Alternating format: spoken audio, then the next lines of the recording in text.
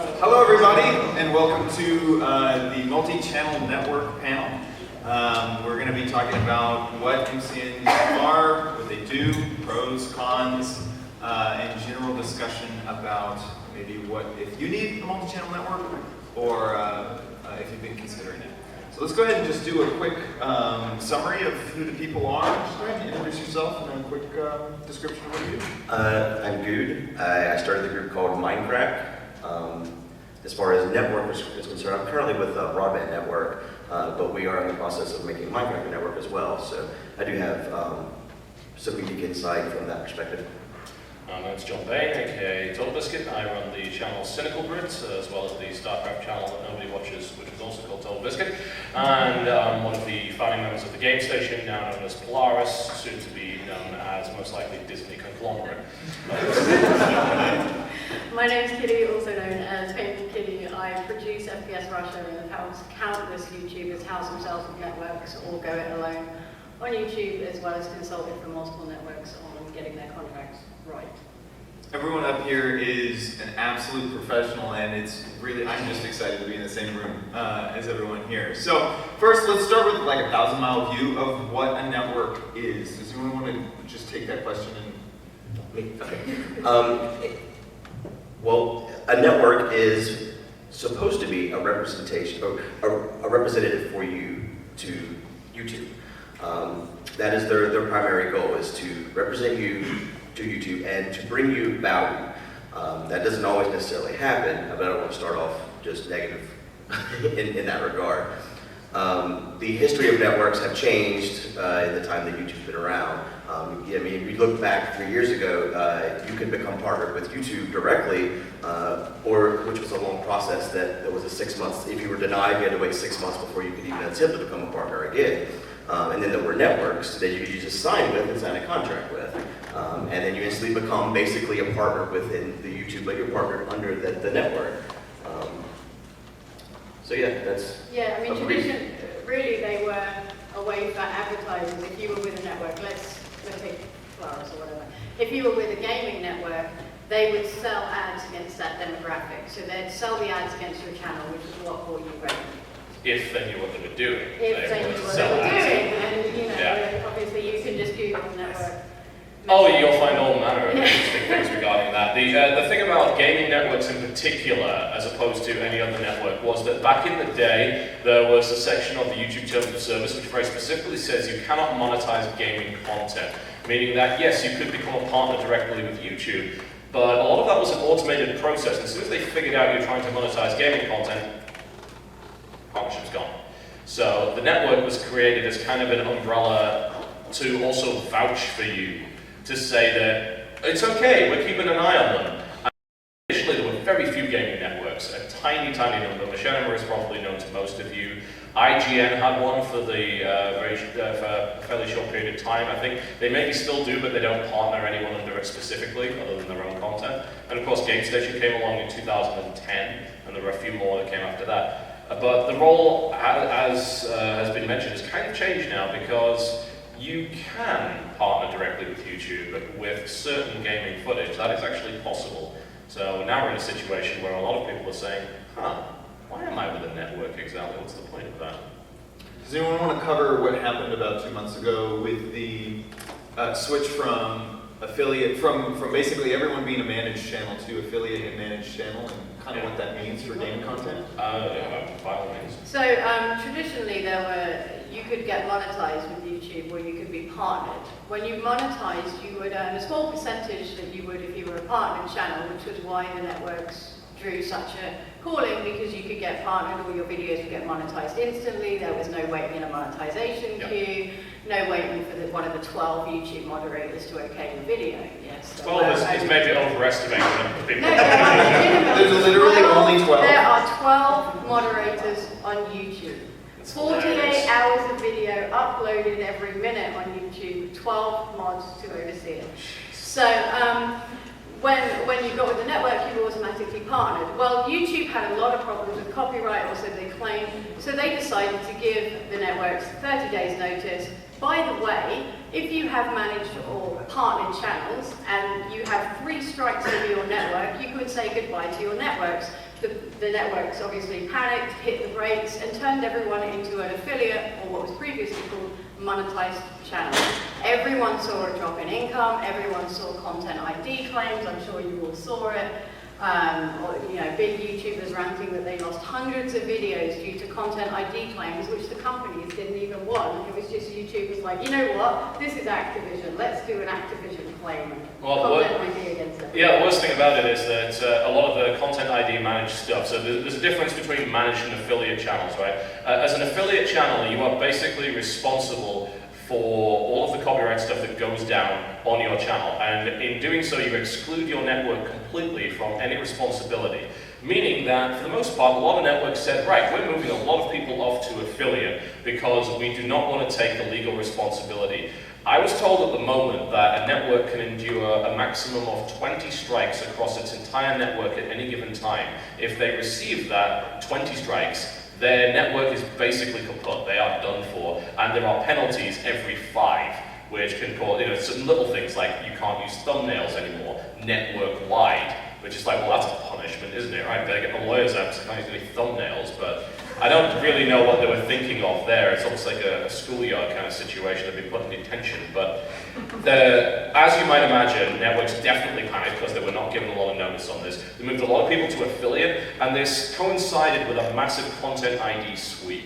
They've got a system on YouTube called Content ID, which is where supposedly content creators register their content for an automatic, basically spider bot to go through all the videos, detect something that is at least kind of like what they uploaded. It doesn't have to be completely like it can be sort of like it, and it then automatically flags that video and says, this belongs to somebody else, and there can be a number of things which can happen.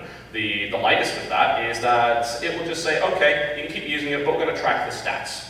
We want to know how many people have watched our thing. That's fine. I don't see anyone really having much of a problem with that. But this can go all the way up to either removing the video entirely or taking all the money from the video, which is just lovely. And it hasn't even just happened to affiliate channels either. I can note 3 separate instances of the Polaris podcast, co-optional, which we do, getting all of its monetization taken away, mostly by Nintendo, for showing 30 seconds of a soundless Pokemon trailer while we were discussing Pokemon. And they feel they're entitled to 3 hours worth of monetization from that. We all learned something. Apparently WMG owned my voice. Yeah. Yeah, from a podcast they claimed it, saying that they owned the vocal thing. Well, I think that's one of the biggest flaws in the Content ID system is that it gives the controls to the end user. And a lot of times, I don't know if this is still true with affiliated people, if they still have the ability to mark things as I own 100% rights to this, but we've had cases within our group whenever, like we used to all be partnered with IGN, or a lot of my people, and IGN did not explain to us how to claim our videos. So they within the network, they have their default settings set, and they have their default settings set to completely claim 100% of the content. So we were uploading videos with group commentary, and so we all had the same audio, and IGN was claiming it as 100% owned, and then anyone else within Minecraft that was uploading the same content was getting for their own voice. Right. Yeah. I think that's also a failure of the system of not even explaining to the people that have the ability to claim these videos how it even works. And that's a simple click button in this. Exactly. That's a 2-minute correct. Yeah, and claiming in general is a very strange thing, and the way that it even interacts with Content ID is so odd. And this is probably confusing a lot of people in the audience, and rightfully so, because there's so much stuff here, and none of this is explained to anybody ever by anyone, by the way. This is all knowledge that you kind of pick up along the way. It's not necessarily given to you by the network. It's never given to you by YouTube. YouTube doesn't explain any of it. The length of their explanation is a little Happy Tree Friends cartoon that says, hey, this is copyright school. That's what they tell. That's what they give you. That's it. Right. That's about as far as it goes. It seems like they actively don't want you to know so that you can't game the system. I think that's probably correct. I mean, Google algorithms have been doing that since before YouTube even came to being. They did the same thing with their search engine. They continue to do stuff like that. The problem is, you're not just dealing with people who are gaming the system, you're dealing with people's actual livelihoods and businesses that are imploding as a direct result of this system running amok and doing ridiculous things like claiming the music on a composer's actual YouTube channel that he made himself because some random third party just bulked everything from their system directly into Content ID with no discrimination whatsoever. And YouTube has taken a very strict stance on this. They have said, we do not care about fair use, we do not enforce fair use, we are not an arbitrator for fair use, and all we will do is wash our hands of it and say, take it to court, it's not our problem. But they will happily take down a video immediately upon a claim being put into place. So, it's a little two-faced, I feel. Yes. But with the negativity of Google, that's where networks can come in and help, if you find the right one. Networks do offer you that protection if they're a decent network. Now, I'm not saying if you're a small channel, the network's going to bend over backwards, because they're probably not. And quite frankly, you have to be a multi-million view a month channel to get the support that a lot of people expect of a network. When you go in as a small channel that's just starting up, if you're expecting a full-time agent from a network, you're not going to get it. No. What you're going to get is someone who's going to sell ads towards your demographic. So you're going to see, possibly for 3/4 of the year, well, half the year maybe, above YouTube's normal average. So the only time of year that we benefit as YouTubers is like the 4th quarter. We enjoy the 4th quarter. The Fourth first quarter's quarter, nice. Yeah. we're scraping to pay our electricity bill, we're living off ramen noodles. The 2nd quarter, we can afford to put some meat in those ramen noodles. Yeah. And the 3rd and 4th, we're doing all right. Yeah, around Christmas is kind of wonderful time. Yeah, okay, we can have Christmas now. Yeah, Christmas is the time when you save for January and February because you know it's going to be an absolute disaster CPM-wise.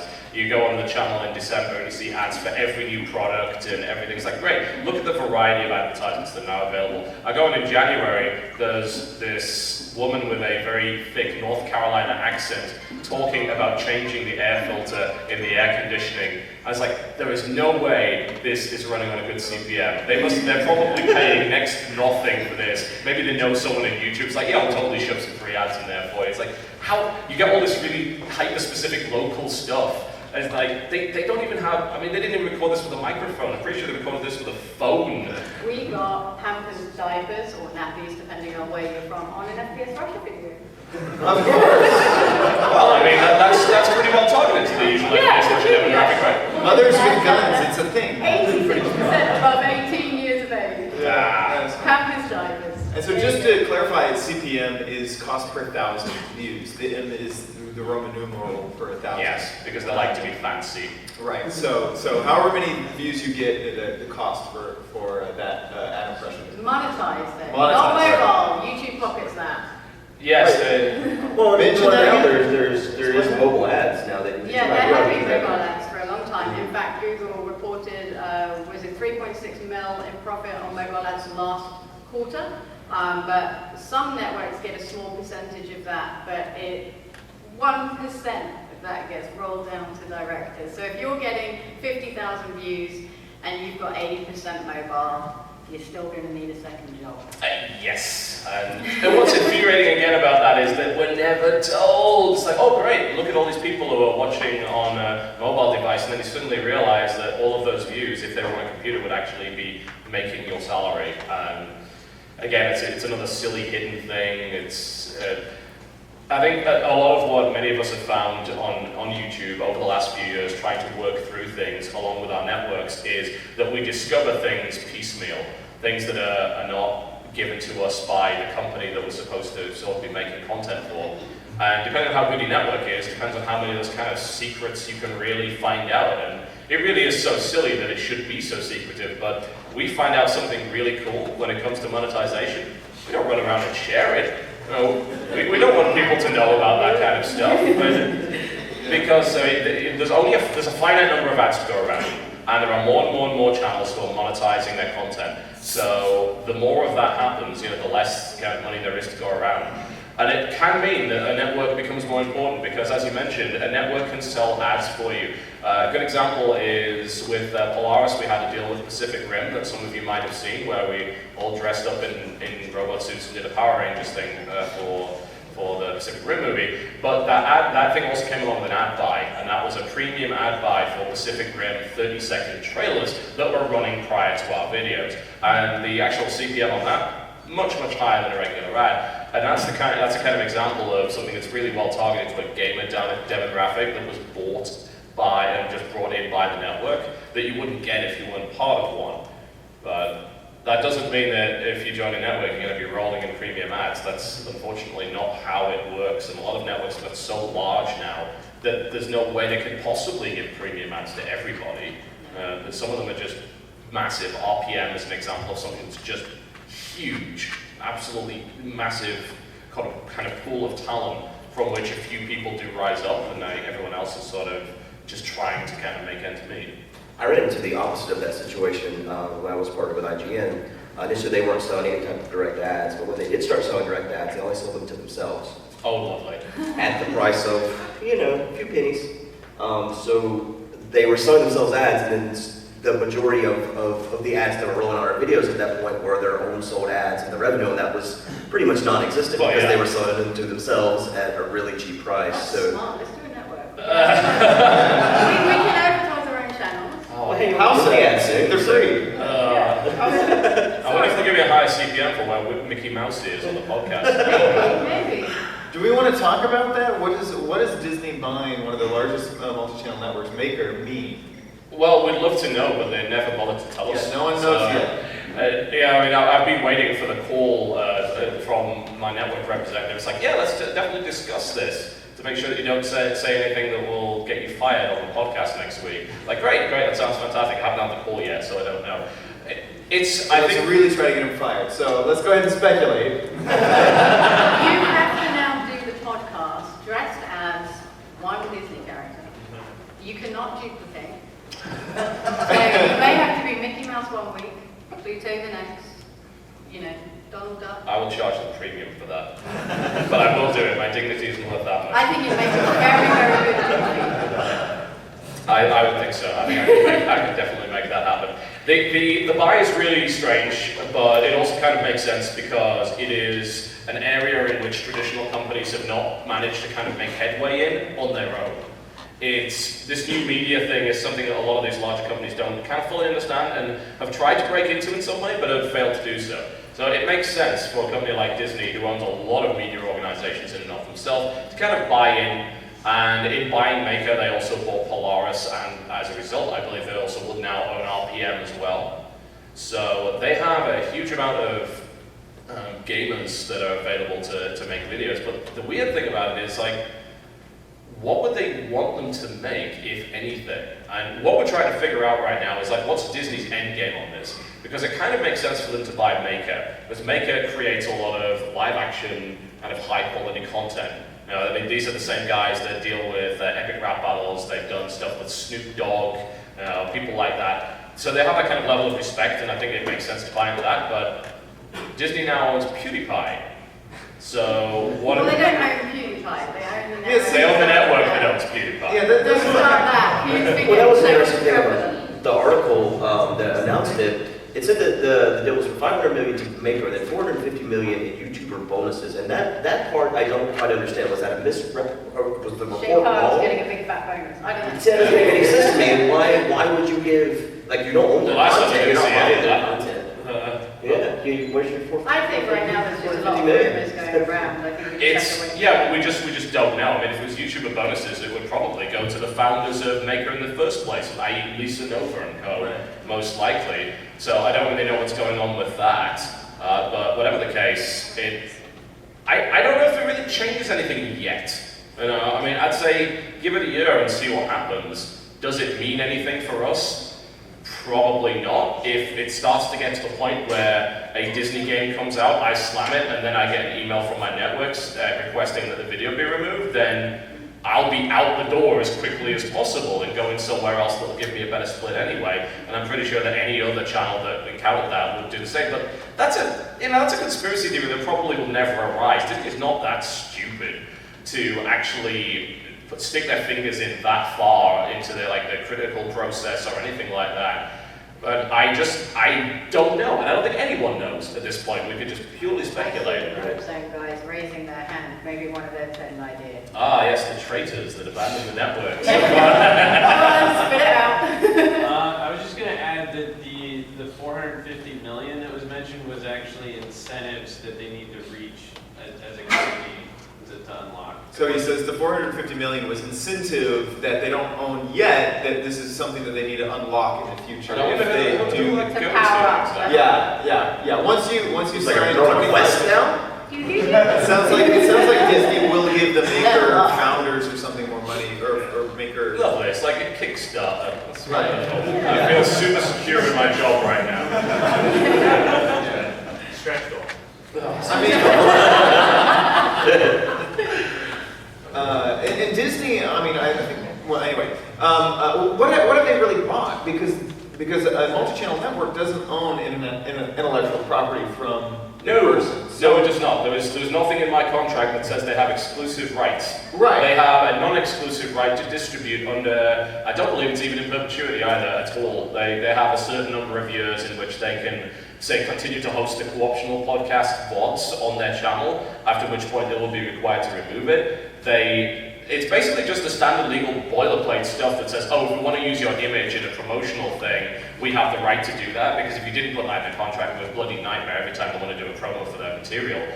But aside from that, if I take my podcast to run, if I take my content to run to another network, there is nothing they can do to stop It me. seems like such a tenuous thing to spend so much money on. But I assume that they figured it out. I mean, if you're someone like Disney that spends millions and millions of dollars on advertising and in media, you probably want to make sure you're in one of the most up-and-coming media businesses around. The viewership of YouTube, it can get quite young. We can get quite bubbled in the fact that our viewership tends to be 13 to 17 in gaming. 25 to 34 is my main demographic. Yeah, ours is 86 above 18, but the fact is that there are really, really young people now on YouTube. Isn't there some like 7-year-old who does video game unboxing or something? I can't remember his name.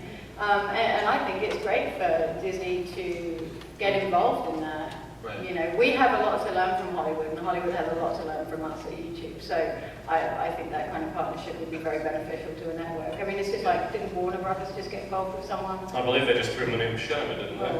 Oh, yeah. And they solely need that. Well, whenever Disney bought LucasArts, I mean, we said that Disney would do something that would bring negative PR, but the first thing they did is shut down the LucasArts game development, and that was negative PR too. That's So I a don't huge know. amount of negative PR. So. Right, so I wouldn't say they were not necessarily going to do anything that's going to bring negative PR. Well, I mean, yeah, they might happily mess around with that stuff. The question is, would there be a reason to? Because let's be frank, like, gaming media on YouTube is making money hand over fist relative to everything else. The production costs are incredibly low, the returns are incredibly high, and the most watched videos on YouTube on a regular basis is pretty much all gaming content, and there are some exceptions, like FPS Russia is a great example of an exception, but how much does it cost to make an FPS Russia video? Exactly. The ammunition alone you were shooting on that, and that's the minigun? yes, So we shot that for 2 minutes. Can we have some guesses as to how much that 2 minutes of ammo costs? 20 grand. $2 million. He also fires ammo all day and only films part of it, so it's probably a lot more than just. Well, we shot 2 minutes. 2 minutes of minigun. Just 30 imagine grand. how much just the ammo.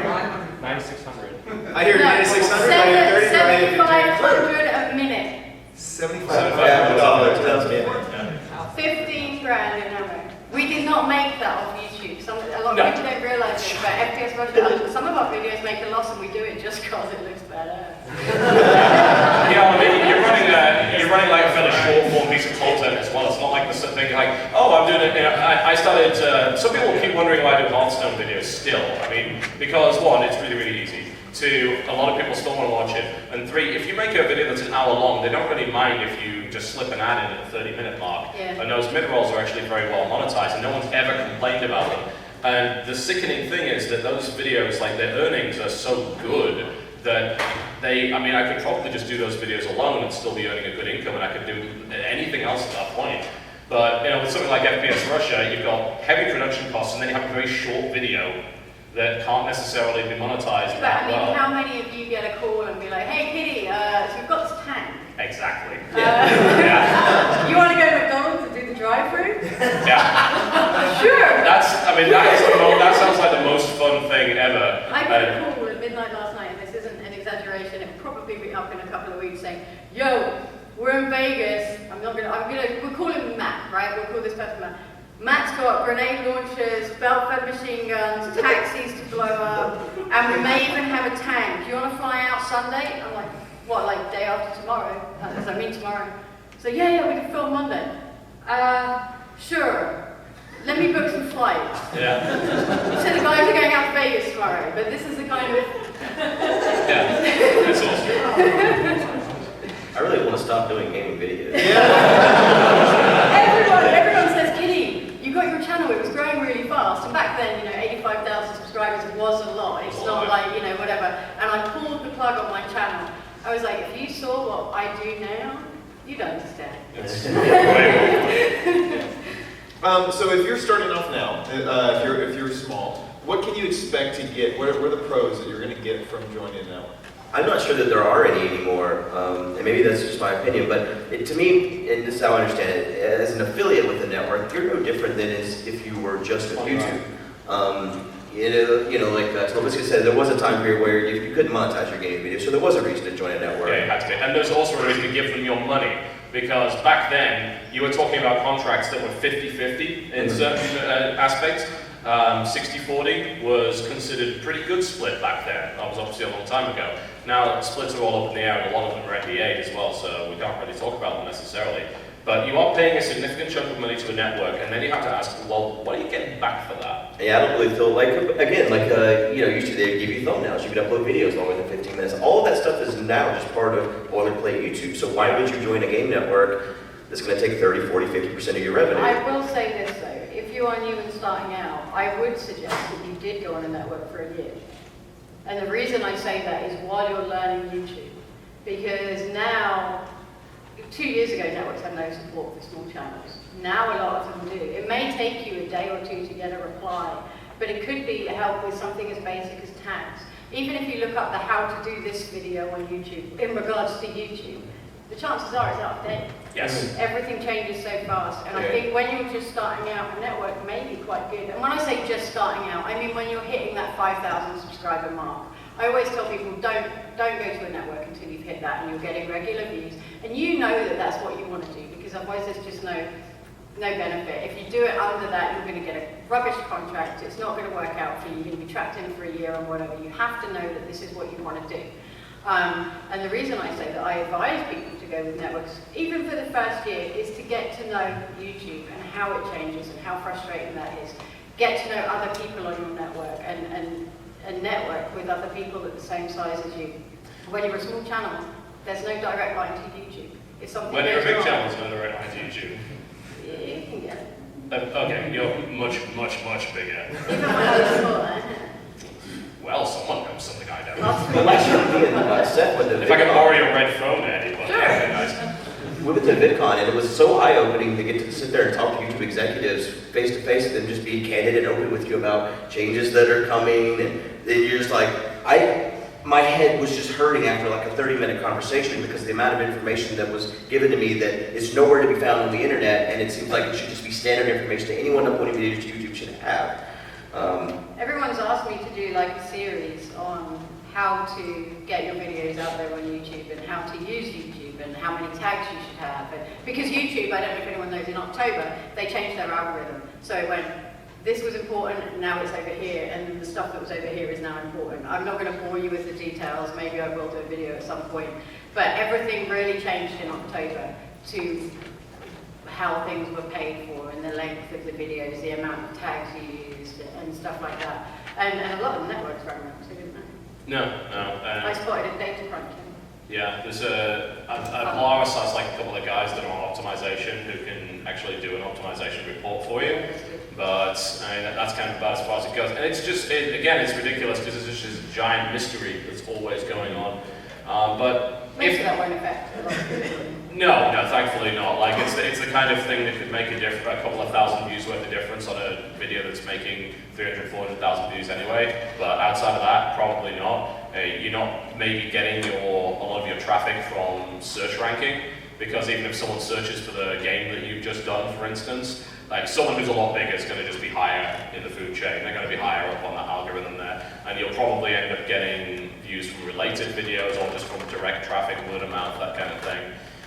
But I mean, going back to the whether or not it's worth it to be on a network, I would agree that going to a network for a year is a good idea. The problem is finding a network that'll even give you a contract that's not like there's any less than 2. No, there's quite a few out there now. Are there? Yeah, I can, if anyone's interested in that, PaintballKitty, just Google it, contact me, and I'll list you like 5 or 6 different networks that will take you for a year. Yeah. It's becoming more, it's reversing now. The smaller channels can get a year, and the bigger channels have to fight Yeah. for 2 Yeah. Yeah, I just get 2 years. Yeah, right, that's it. I think the most important thing in anything in life is to really read the contract and make sure you're not making poor choices. Some of the guys within Minecraft signed a contract where it was for a year, but there was also a clause that the network could extend it for a year at the end of the year. Yeah. So basically it was a 2-year contract. Yeah. Yeah, there's, again, the contract thing is going to be really hard to cover in the panel, but I always say read the contract. If you're a minor, show your parents it. Just remember, contracts aren't firm. I love contract negotiations. To me, it's like chess. I love hearing the anger because it's like I found something that you snuck in there and now you're going to have to change it. But generally, if you find something that just doesn't work for you, networks will work with you to change it, regardless of how big or small you are. Networks, I always take the contract as a draft. If a network approaches you and says, this is our contract, it's firm, say, thanks very much, see you. Because if there's something in that contract that you're not happy with, and there are still networks that will try and go after your intellectual property, so that's your brand, your name, they will pretend that they own it. Ever sell it for do any that. amount of money.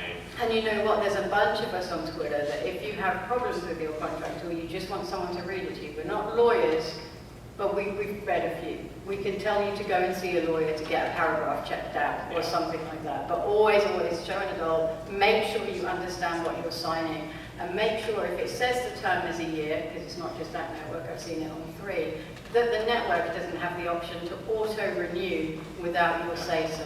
Or, of course, you are owned by Machinima in perpetuity forever. Let's not talk about that, yeah? Good. I would love to talk about that. This is all Yeah. In my personal experience, by the way, if you ever get sent a contract that is full of spelling mistakes, then you also tell them to go away.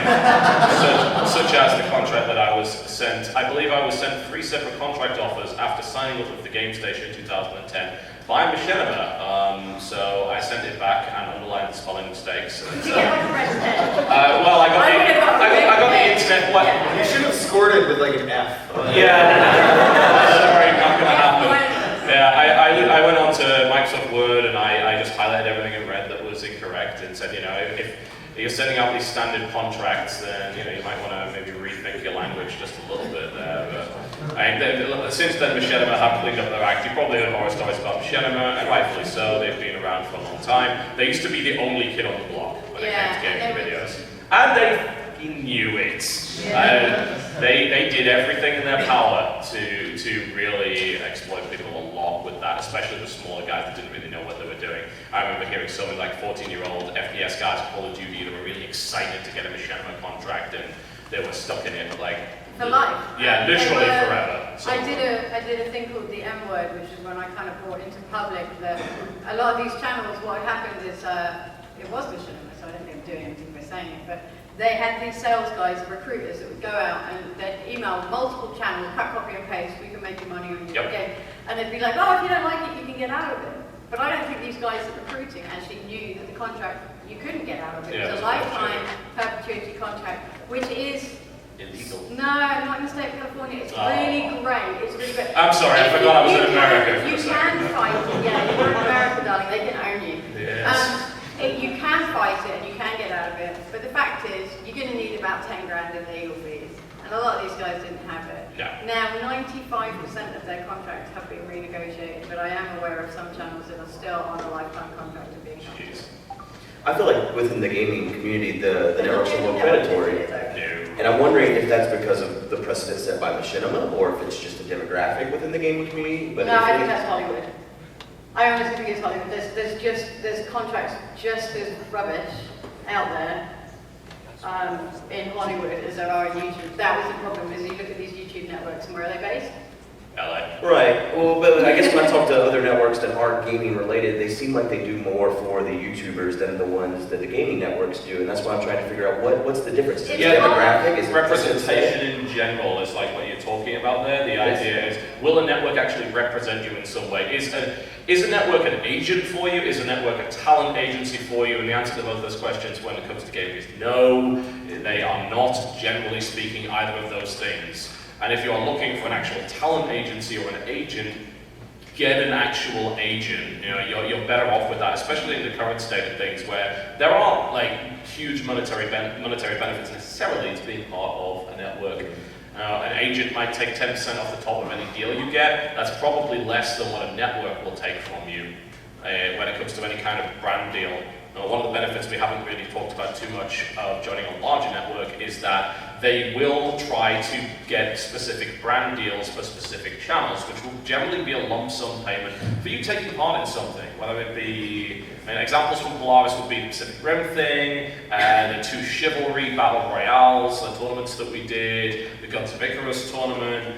Recently they did a promo for DC Universe for some channels that was like, vote on being a villain or a hero, blah, blah, blah. All that kind of stuff that's working with a company, 99% of that is brand deal. And if they didn't disclose that, you have a right to shout at them because that's illegal under FTC regulations. You're supposed to disclose that it is in fact a piece of paid for promotion, but so much of it slips under the radar. But being in a network that can provide that to you, even one of those brand deals, especially if you're a smaller channel, could be worth an entire month's worth of revenue to you. It can be an absolute huge thing for you. And you will probably not get one of those on your own. That is something you need the buying power, and a network like Polaris or anything like that that's that size can go and say, we have X billion views a month, and that this demographic, we would like you to spend your ad budget here. Some of our best videos that we've done have been brand deals. I assume you got, I'm going to make the assumption that the Hitman video you guys did was brand deal. Yeah, of course, we've done Hitman, Far Cry, Call of Duty, Battlefield. We've done a lot actually. Yeah, and then those videos are really good as well because like it's not like it's almost like some of them appear not on your channel of course, but on other channels that's like, well, this is really blatant selling out, Yeah. And then others like with FPS Russia, for instance, he used weapons from Hitman and dressed up as Hitman. That was hilarious. Yes. And it's like, hey, this is just like your regular content, only it's got a different little spin on it, and it's a great way of doing things. We turned down probably 3/4 of the deals that get offered to us because if I can't work out a funny way to do it that's going to make people laugh or going to make me laugh, then we're not interested. And I think that's where you have to go. I see a lot of these small channels making mistakes. They'll take a few $100 and be like, look at this can of Coke. It's amazing. Right, and there's good product placement and there's awkward product placement. That's very true. YouTube is getting a lot of it because they're realizing that it's actually much cheaper often to pay a YouTuber to do some kind of, I wouldn't even call it like a fake endorsement, just some kind of product placement, than it is to actually just buy the ads. And it's more effective as well because you can't ad block a product placement. No. So that's a big factor of it as well. But the problem comes in when someone will accept a deal that's clearly not like really in sync with what their channel generally does, and I turned down 3/4 of brand deals. I'm saying for the same reason, because I think to myself, would my viewers accept this, and is this kind of what I regularly do? No, don't do it then. Yeah, I've never accepted one because of the same reason. If it's Yeah. going to be awkward, then I'm not going to. I mean, I'm not doing you a service either if I'm putting out something that I wouldn't generally support anyway. Exactly. I think Doritos and Minecraft would be. Oh yeah. Anything that you guys want to cover before we open up to Q&A real quick? We don't have tons of time, but feel free to come up to one of the 2 microphones. We have a question over there actually. Yeah, by all means. In the actual, you guys were talking about kind of selling out. Do you guys think that there are some appeal to a certain set of demographics in selling out, almost in like a comedic, like acknowledging kind of way? In a Jesse Cox kind of way? Yes, exactly. So like he's been just putting out so many videos like Jesse sells out. Yeah, he literally called this series Jesse Sells Out. Yeah. The weird thing about Jesse is that Jesse is also one of those channels that tripped up on disclosure earlier on in his life. Yeah. So the FTC has always kind of had the same rules, right? But they clarify them. They give a set of guidelines, which basically is, this is our interpretation of what US law actually is. And in the middle of last year, they put something out which basically gave a scenario which is very similar to what we do. I believe it was a scenario of a student blogger, because they're really up to snuff on technology at the FTC. A student blogger receives a video game console for free from the company, at which point he reviews the console. Would you have to disclose? And the answer is yes, you would in that scenario. And it's the same, even now if you receive a game for free, which is ridiculous because review code is super common in the industry and it's how basically all of us do our jobs when we're doing critiques. But now we have to disclose that we received it, which is weird because nobody cares. But I think, I think that Jesse in particular, because those kind of guidelines weren't there, didn't do a great job in disclosure. Now he's kind of gone extremely to the other side of it because he kind of got called out on it. And you know, he's my friend, but I kind of agree that he got called out on it because I think that you do have to be super upfront with all of your viewers as to what things are. And I think there was one time when I was offered a deal where they said, you can't really talk about this, and it's like, well, I'm not taking it under any circumstances then, because that is, I mean, that's not only a disservice to the viewers, it's a disservice to yourself. It only takes one of those dodgy things to bury you forever. There is so much competition on YouTube, it's not even worth trying to sneak one of those past, because you want to torpedo your career because you want it to make a little bit extra on the side. Go right ahead, feel free, and then the competition is just going to wash over you, and you'll never pull it off again. But on, you know, for your question, yeah, I think that doing comedic way is a very good way of dealing with it. I think that being upfront with it is the best way. And if you want to do it in a comedic fashion, you think that'll fit, so be it. Why not? You know, test your demographic. Ask them. You know, ask what your viewers have to say about it. Thank you guys very much. Any more questions? Recently, we've been seeing in recent months some channels, mainly players who have gone to alternate sites, like their own websites, to trying to get, raise their percentage of views and kind of get away from the crap that comes with content ID claims and stuff like that. Do you think that's a good permanent solution, or some kind of mixture of the two? With Polaris owns a site called Polaris Go, which is actually Blip. Maker bought Blip TV, was it a year ago? Maybe even longer than that. Yeah. And they have been gearing for the longest time to have their own place, to have their own content that is not, as I said, covered by Content ID. That they have, you know, where they actually have to receive an official DMCA complaint instead of pressing a button for a video to disappear, you know? They want that level of protection. Or just have it automatically. Yeah, there's not even a button required. They wanted to get away from that system, and it's also beneficial to them as well because they're selling their own ad revenue, they're selling their own ad inventory, so they're making higher amounts of money on that site. I think it's a good long-term solution. I'm probably going to use it when eventually we do co-optional plays sometime in 2027 when that series begins. So I think we will do early release on there, and other channels, Game Grump's recent tabletop series, they did it.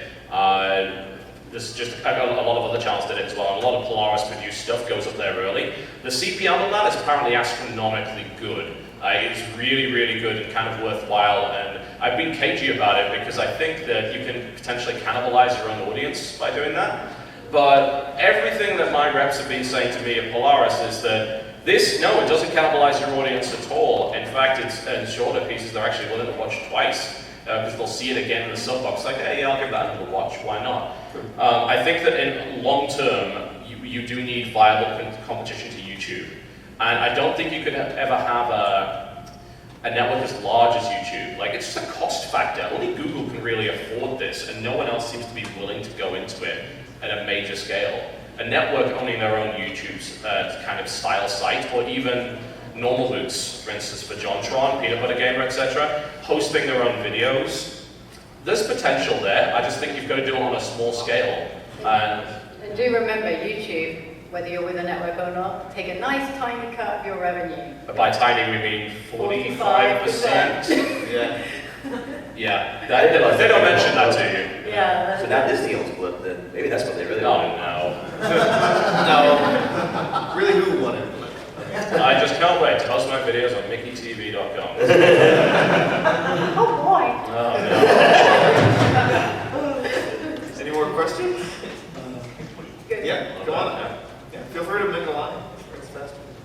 Okay, so being a big fan of FPS Russia and learning about how costly it is, I'm just kind of curious as to what was the most costly FPS Russia video and how much did it cost? I'm not going to tell you how much, but it was definitely the Quadrata video. To give you an idea, it was in the six figures.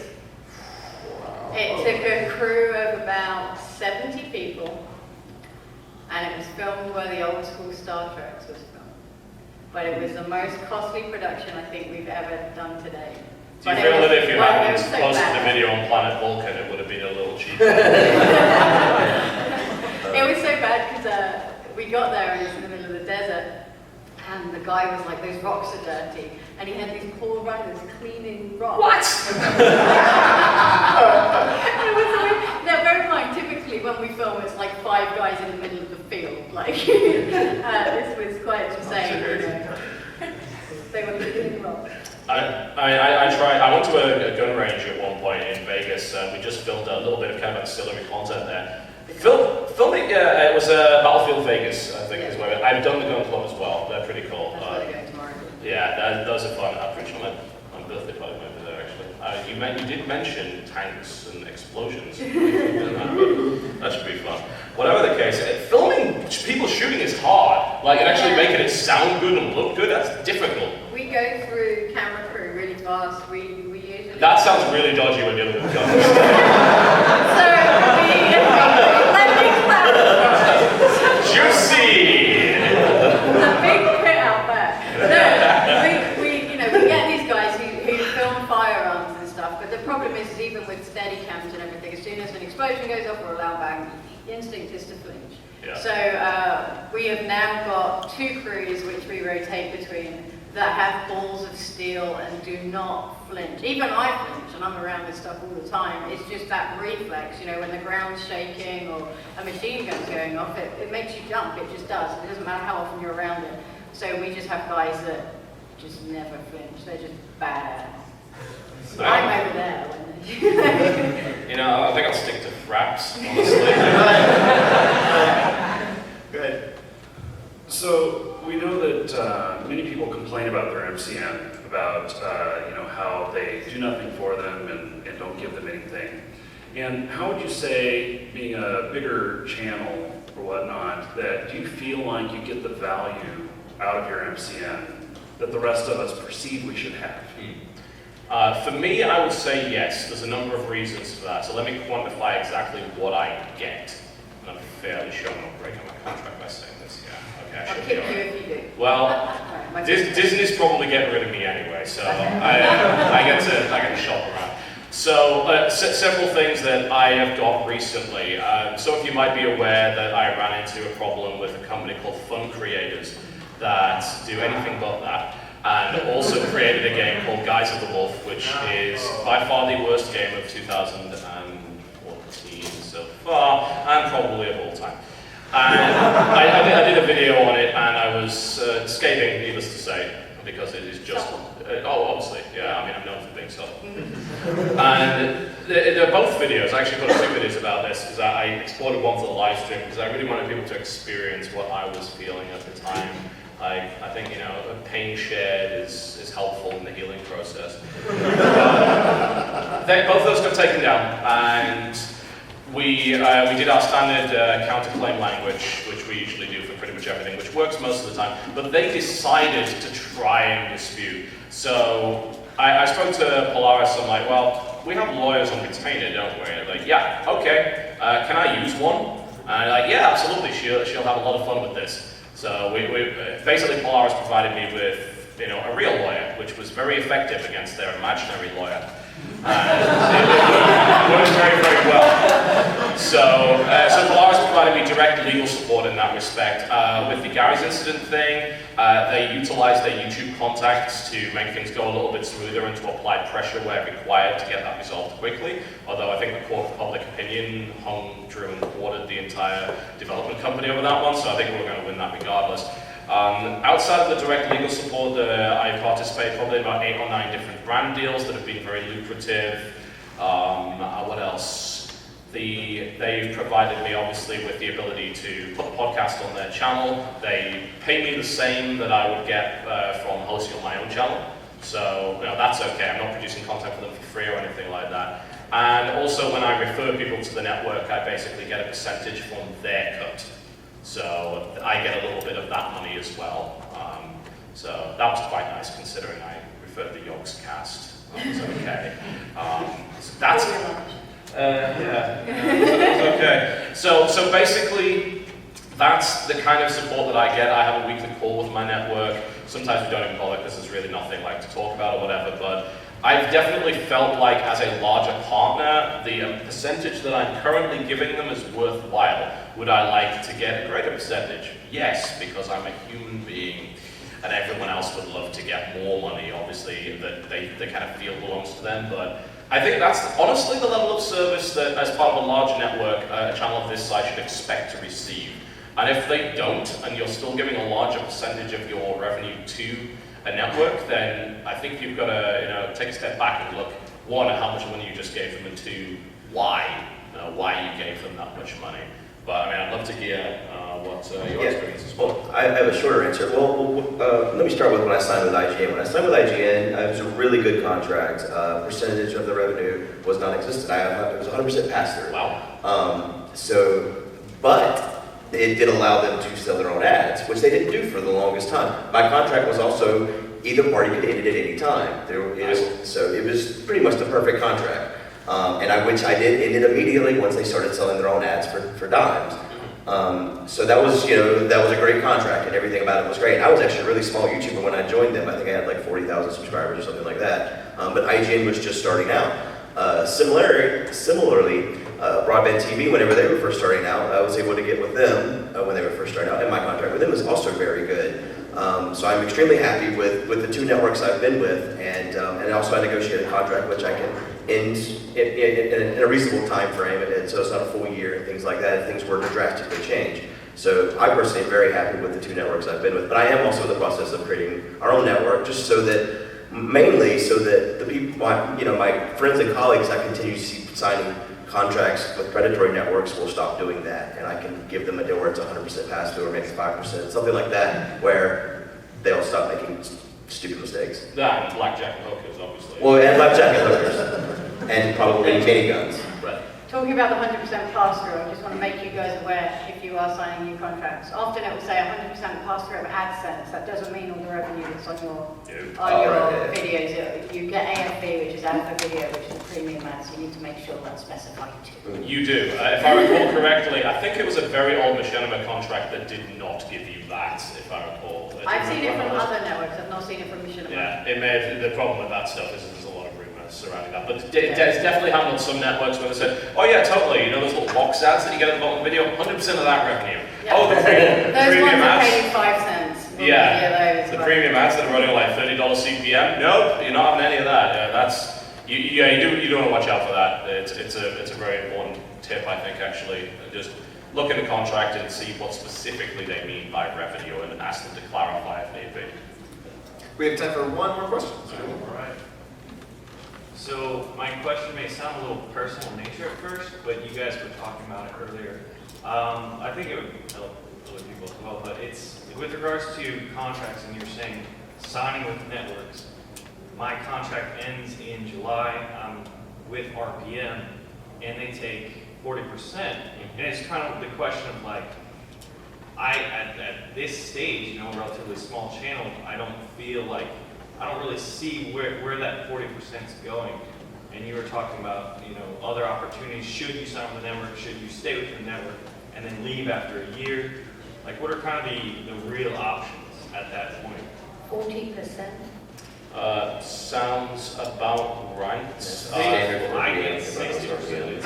Yes, yeah. Yeah, I know. Back in 2010, that was very standard for a lot of networks. And if it's still standard, which it sounds like it is, what is your 40% paid for?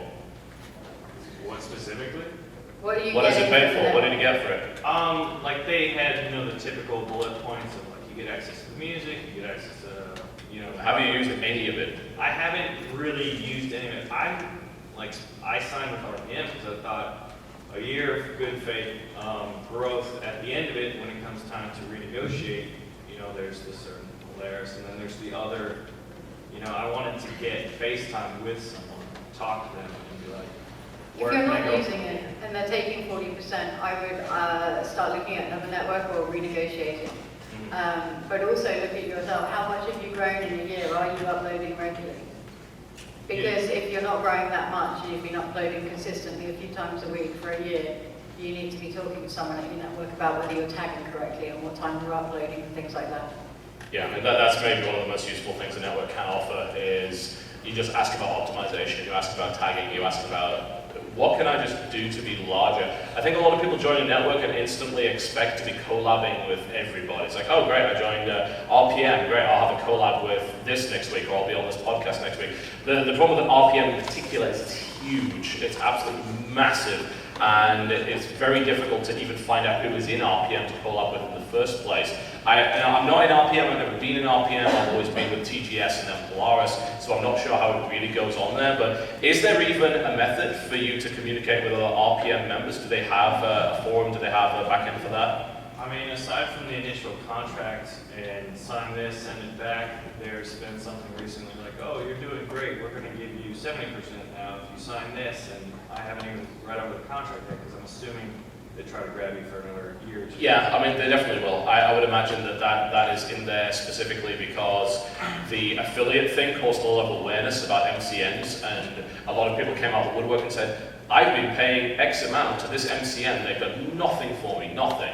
And as a result, a lot of networks have then said, oh, well, we'll give you a little bit extra. It's the same with like, the Google Fiber situation where Comcast is suddenly able to give you 300 megabits per second through what I assume is wizards that allow that to happen. When Google Fiber threatened to come to that area, it's a similar situation to that. And look, if you are not getting anything from it, and you are not uploading content that you think you're going to need the protection of a network with, if you're uploading, say if you're uploading Minecraft, for instance, you basically have nothing to worry about because there's a blanket license that allows monetization of that content that was given out by Mojang. You don't have to worry about that at all. If you're uploading safe stuff, then frankly, if you're not getting anything from your network, you shouldn't be part of it. Like, try it. What's the worst that could happen? You let the contract expire, you try YouTube on its own for a couple of months, you see, is there a drop in your overall CPM? YouTube have given much better tools now to monitor that stuff. It used to be nigh impossible to find out that, but now you can. There's some really, really good analytics available in the YouTube backend for that.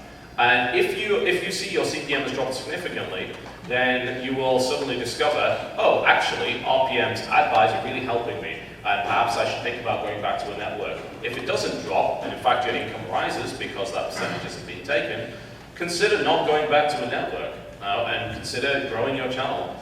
The whole point of, when we first started TGS, the whole benefit of it was because we were all working together. The main channel of the game station was supposed to be a collaborative channel. And I started the podcast for that very reason.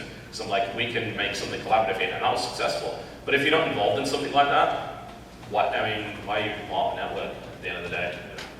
I think a lot of people join networks and they immediately expect the network to like analyze their channel and start sending you reports and like, you should change this and that. And I think that it's, they're not going to contact you unless you contact them in most cases, is how it Yeah, goes. that's very true. I mean, I had to contact them for an optimization report, and now myself. I think we're being kicked out. Yeah, I think it's time to go. Thank you. A huge round of applause for our panel here.